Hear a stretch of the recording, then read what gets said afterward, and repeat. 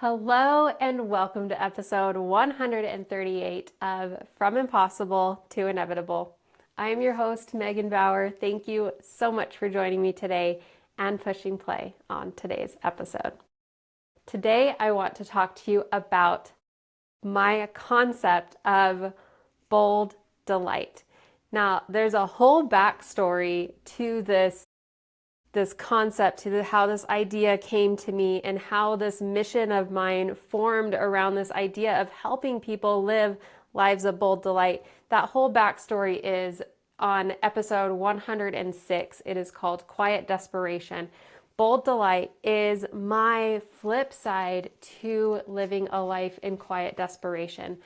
And it's really a great backstory. I encourage you to go listen to it because it's a great story on how this came to me and why this is so meaningful to me.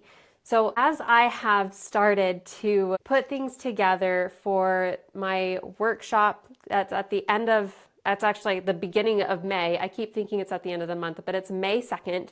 May 2nd, I am hosting a workshop all about creating a life of bold delight, right? Living this life in bold delight. And you can find more details on the website, and there'll be a link in the show notes for that workshop if you're interested. But as I have been engaged in this work for the workshop, I have been really careful to not give the impression that everyone needs to overhaul their lives to create this life of bold delight, because I don't really believe that. I know that we all live patches of our lives in this state of bold delight. And some people have bigger patches than others. Some people have more patches than others. So some people live in bold delight more than others. And my goal is to help people live in bold delight more and more and more until that's just kind of your normal experience, is just living this life completely delighted by what you're doing, by your experience, by the people you get to be with, by the work that you get to do, by the things that you get to create, that is the experience that you have. That's the goal. Like, we move closer towards it. That's not ever going to negate the human experience of being disappointed or being in pain, or, it's not going to negate the experience of, bad things happening or whatever it is, because all of those things are still part of it.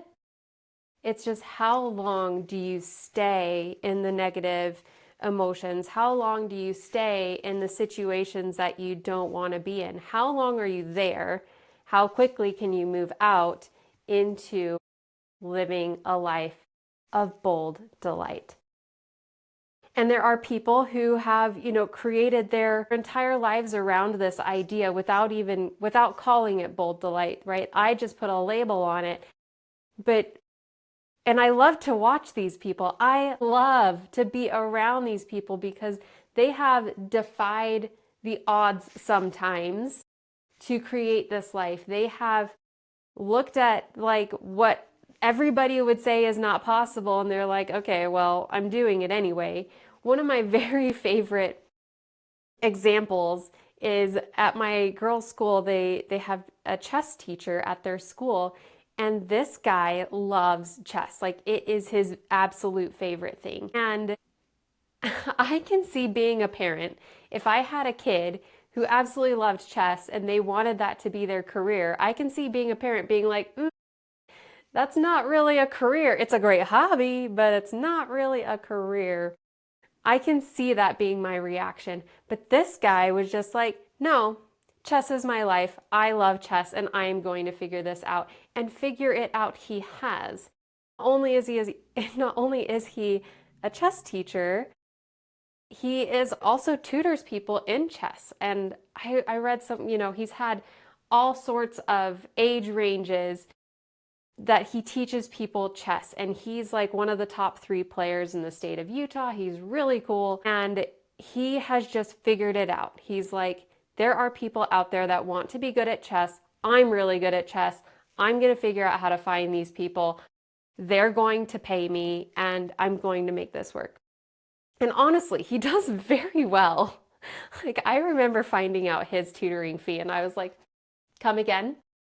That's bananas, but okay, like, wow, I'm impressed. And he figured this out and he lives his life in a state of bold delight, right? And obviously, he's got the whole range of things. He's got, things that are disappointing, things that are hard, blah, blah, blah. But he has created this life around this one thing that he absolutely loves. And he just was like, whatever. I don't care what you guys think. I'm going to figure it out. I'm going to do it anyway. And so often we stop ourselves. We feel like, oh, it's impossible. It's impossible for me specifically. It's not responsible. It's not the right choice, blah, blah, blah. We've got all of these reasons. We've got all of these excuses on why we can't live in lives of bold delight. And so then a lot of the times we sink back into what Henry David Thoreau has coined quiet desperation. We live there instead. And unfortunately, that's a very acceptable place to live. It's a very normal place to live. And it doesn't have to be like that. It doesn't. So as I create all of this for the workshop, I want people to notice, to see where in their lives they're already living in bold delight. Most often, we don't need a super huge overhaul of our lives. And maybe you feel like you do need an overhaul in your life. And if you do, then great, more power to you. Let's overhaul it. Let's do it. That's, let's go. But oftentimes, I feel like the little adjustments will help immensely. If it's something that is continually bothering you, you can change that into a place that's an opportunity to create a spot of bold delight. I was just talking to one of my cousins the other day about dinner time. Now, she is an excellent cook. Like, that woman is so good with cooking and baking and making things delicious and amazing. And she's absolutely incredible in that way. Not my skill set, not my desire, not my interest, unfortunately, for everyone in my house. And that's okay. So I had lamented to her, before, like, I don't know, last year sometime, how much I hate dinner time. I hate the planning of it. I hate the cooking of it. I hate the shopping of it, blah, blah, blah. All of this is a huge stressor because it happens every night. I was like, I hate dinner time. Like, it's the worst ever. It was this big, awful event that happened every day. And we decided sometime last year, I think it was in October or something, we decided to try a meal service, like one of those things. Okay, well, let's try it. And instead of dinner time being this awful event that happens every day, it has become really a source of delight because we try new things. It's easy to make. We always have all the supplies. We always have everything we need. And the food's good. And so it's become this source of delight in our lives. So it's like that, right? Changes like that. It was a pretty simple switch. And now we've got this little spot of delight. But I'm going down a rabbit hole that I didn't really intend to go down. What I'm trying to talk about today is before we make changes, before we go on and overhaul everything, what I want you to recognize is that there are already spots in your life that give you bold delight. There are already things there. You don't have to make changes. You don't have to switch your dinner time plans. There are things that are already a spot of delight in your life. And sometimes it takes practice to notice these things. Like, what are these things that I absolutely love? And it's so worth it to make a list. I notice that when I'm driving down the freeway and it's a really nice day, to opening the windows or opening the sunroof or whatever, that makes me feel so delighted. Or maybe it's, meeting a friend for coffee or going out on a walk, or maybe it's working in the garden or whatever it is. There are things that you get to do or things that you get to experience already that bring you delight. And sometimes they're really easy to list off, like if you get to go to the spa every month, like that's an easy one. Like, I love my spa day. I love this. I love that. Whatever, if you go get your nails done, whatever it is, those are places, those are experiences and situations to notice, okay, this is a place of delight for me. And they're everywhere. Really, they are. At least I hope they are. I would encourage you to be open to the possibility that they are everywhere, because I really believe that they can be if you are open to it. And making a list of these things that bring you into that place of feeling delight, that bring you into a place of like really just feeling light and feeling like, yes, I love this. I love this moment. I love it when I'm in that space where it's like, I love this moment. You're totally present. You're totally there for it. Notice those, because you can always choose to shift into it. And if you can find even the simplest things, they will be immensely powerful when you're super grumpy, when everything seems to be going wrong, when whatever, and you're like, I don't want to feel this way. I want something different. I want to feel better. You can reach for that list that you made and you're like, okay, well, maybe I need to go for a drive and open the sunroof and just like let the air in. Or maybe I need to go to the nursery and look at all of the plants and just like be in that space. Or maybe I need to invite a friend to coffee and go vent and go just see how they're doing. Maybe I won't even talk about myself, but maybe just being with them and being there and having a coffee. Maybe that's the moment that you need. And the simpler the delight that you can find in your life, the more easily accessible it'll be, right? We can't always be like, I'm having a bad day, I'm gonna go to the spa and just bag everything. We don't always have time for that. We don't always have the availability for that. But we do have the time and the availability to do other things. We can sit down with, a mug of hot chocolate. We can take the time to journal a gratitude list. We can take the time to sit with a loved one or call a loved one and just have this present moment where you can just delight in each other. And when we're feeling good, it's really easy. It's really easy. It's like, I'm feeling great. Of course, I'm going to go out in the sunshine. Of course, I'm going to bask in all of this delightfulness. And it's so much more difficult when we're not feeling great. However, that's when it's really important to deliberately, intentionally engage in these things that you feel delight, because that can help you move out of the negative feelings. It can help you move out of however it is that the grumpiness or whatever. And then from that place, you can make decisions on what you want to do next. You can make choices on, how you want to behave next, how you want to react. You can get yourself out of that and move yourself into something better. I was thinking about this, and I was thinking about how this is kind of like a loop, It's kind of like the chicken and the egg sort of thing, where it's like, do you take delight in things, and are you super productive and super happy and super like outreaching because you feel good, or do you feel good because you're doing those things? And I feel like it can go both ways. I feel like you can start with how you're feeling, you can change how you're feeling, and then move into the actions of like, I'm feeling great and therefore I'm doing great things. Or you can be like, I'm doing great things to feel great. It's kind of a loop. It's kind of a loop. And I would invite you to play with this.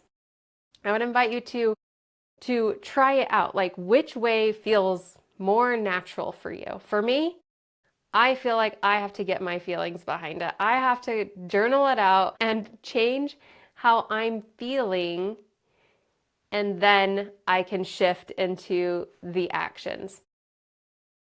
I had this experience just the other day where I was feeling anxious and I was feeling discouraged and I was feeling all of these things. And I was like, I'm feeling these things. And I literally just stopped and I was like, no, this is not what I'm doing. This is not what I'm doing right now. I am not going down this road. I'm not going down the anxiety spiral. I am not going to believe all of my discouraging fear-based thoughts. I'm not engaging. I'm not doing it, not participating. Which is so interesting to like say to yourself, right? Because it's all within you. Like this is your experience. And so for you to tell yourself, no, actually this is not what we're doing right now. You're taking charge and then you can feel differently. And so once I had that moment of like, nope, this is not what I'm doing. I'm not going down this spiral. I'm not going to feel this way. I make that choice and then I can choose something else. And I've shared before, most often I choose gratitude. Gratitude's like my gateway into all of the other better feeling things. And as I feel better, then I then I choose to do the actions that then support that, which support me feeling better. And it's an upward stair-stepping kind of climb. And it's great. It's great and it's possible. It starts with, though, knowing what brings you into that delight. There are things in your life that bring you that delight. And if you stop and notice them, that's great. Because these are areas that you get to just keep going. You get to just keep the habit, keep doing the thing, keep opening that door to allow them into your life and maybe allow them in more.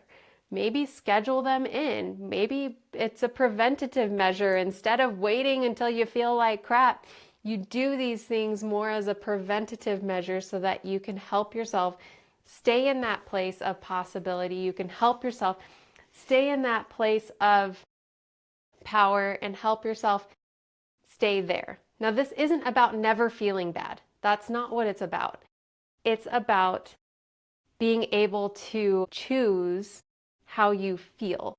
And it is very helpful sometimes to be in the anger and to just let yourself be angry or let yourself be sad or let yourself be however you're feeling. Feel that.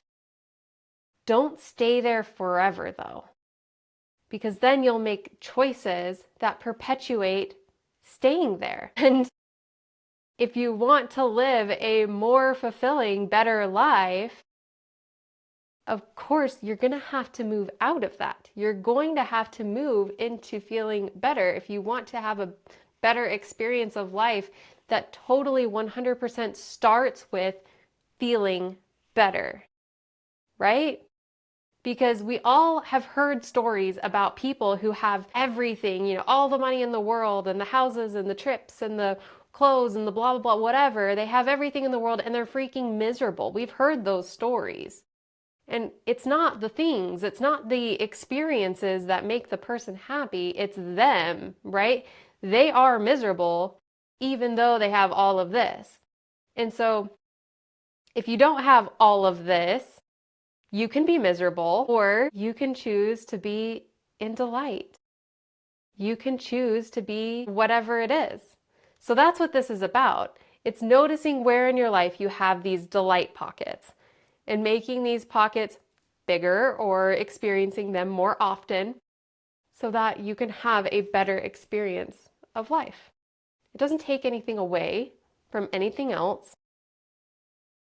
It just moves you in a better direction. As I'm closing this podcast, I'm like, was this clear at all? I don't know. I did my best. That's what I want for people though. I want to see more people living in that place of bold delight where they're going after it, they're doing their thing, they're teaching chess, they're doing whatever it is that they love, whatever lights them up. Because then they have a real impact. They really do. My daughter loves chess. She really does. And part of me believes that she came to love chess because of the passion of her chess teacher. because he loves it, she loves it. And, she can develop her own love of chess, of course, but he lit that spark, he lit that fire. And whatever it is that you love, whatever it is that your passion is, if you live in that place where you can share your light, your passion, your love with people, that will light for them. And it will make a difference, not just to you, not just to you. It will make a difference to others as well. So it's not just about you. There we go. I hope you had some good takeaways from this episode, because there's so much delight in your life already. Just open your eyes to it and then lean into it more. And maybe I could have just said that at the beginning and left it there, but we're closing with it instead. Thank you again for joining me today, and I appreciate you. I love you. If you're interested in my workshop, please click on the link in the show notes. It'll lead you right there, and you can sign up, you can register, and we can be together live, and that will be so fun. And till then, I wish you all the best. Bye for now.